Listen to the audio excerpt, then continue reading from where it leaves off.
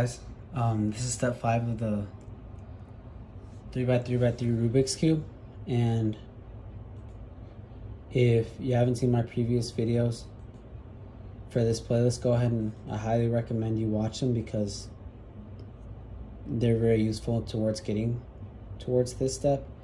If you don't understand cube notation, I have a video on that in the link below. I think that video is very important, fundamental for learning. And also, if you don't know how to make a face, I have a video for that. So anyways, now step 5 is making a yellow cross. So as the instructional said, cube placement is very critical. So go ahead and place your yellow face on top and your white face on the bottom. So now, which face is your front face?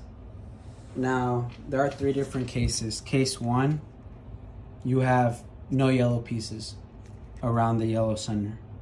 Then it wouldn't matter what's your front face. Case 2, you have an L shape.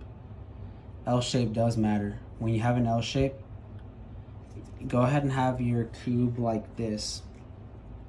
One edge piece is facing you, towards you, the other one towards your right hand side. So that's case 2, which means you're going to apply the algorithm twice. So now you apply the algorithm. F, R, U, R prime, U prime, F prime. And by doing that, we have a bar, which is case 3. So whenever you have a bar, you want the bar to run horizontally.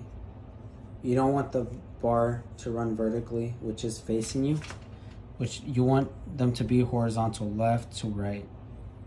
That's so you could either do it like this or like this, but do not have it like this to where the edge piece is facing you, or like this. So we're gonna go ahead and do it like this. Same algorithm. We go ahead and execute it one more time. F, R, U, R prime, U prime, F. And now we have a yellow cross. So the key to this step is knowing to place your yellow face on top, your white face on the bottom, knowing which face to select as your front face. So 3 different cases. No yellow pieces around the yellow center, an L shape, or a line. And whatever case it is, make sure you apply the following face placement and then just apply the algorithm. Understanding the cube notation is also very critical. So I will repeat it.